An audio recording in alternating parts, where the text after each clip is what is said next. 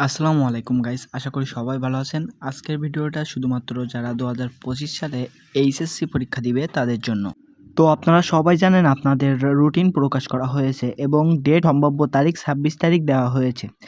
তো এই মুহূর্তে আমরা জানতে পারছি বিভিন্ন কারণে এইচএসসি পরীক্ষা পিছানোর অথবা পরীক্ষা বাতিল হওয়ার কিছু গুজব বা কথা শোনা যাচ্ছে।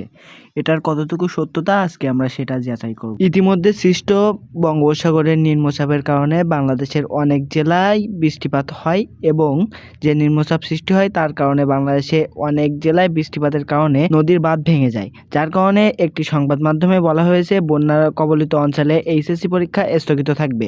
এটি সম্পূর্ণ একটি সত্যি কথা, যা 100% সত্যতা পাওয়া। গত কিছুদিন আগেই 2025 সালের এইচএসসি পরীক্ষার্থীরা তারা আন্দোলন করেছিল যে তাদের দাবি এইচএসসি পরীক্ষা 50 নম্বরের হবে। এই বিষয় নিয়ে শিক্ষা বোর্ডের বিভিন্ন কর্মকর্তা আলোচনা এবং গোল মিটিংয়ের মাধ্যমে জানিয়েছেন যে 100 নম্বরেই হবে এইচএসসি 25 ব্যাচের পরীক্ষা।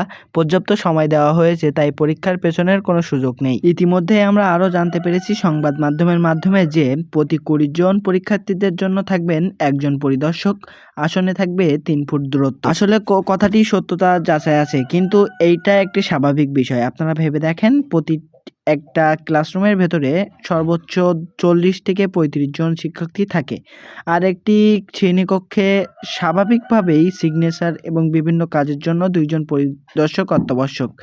এই জন্য আপনারা ভয় না পেয়ে সবাই নিশ্চিত থাকুন, পরীক্ষা আগের মতোই হবে। আর 3 ফুট দূরত্বে পরীক্ষা হলে কোনো বাংলাদেশের এতগুলো হল নেই যে এতগুলো শিক্ষার্থীকে জায়গা দিতে পারবে। তো সেক্ষেত্রে পরীক্ষা নর্মালি হবে, এটা সম্পূর্ণ একটি গুজবের কথা। আর এইটা সংবাদ মাধ্যমে পরিচালিত হলেও এটার কোনো পরীক্ষার হলে বাস্তবতা পাওয়া যায়। তো গাইস, আমরা একটি গোপন সূত্রের মাধ্যমে জানতে পেরেছি যে সামনের মাসগুলো যেহেতু বর্ষার সময়, সেহেতু শিক্ষা বোর্ড পরীক্ষার জন্য আপনাদের পরীক্ষা পিছানো নিয়ে চিন্তা ভাবনা করতেছে। তো সবাইকে ধন্যবাদ। ভিডিওটি ভালো লাগলে লাইক, কমেন্ট, শেয়ার করুন। আমাদের পাশে থাকতে সাবস্ক্রাইব করে পাশে থাকা বেল বাটনটি অন করে দিন।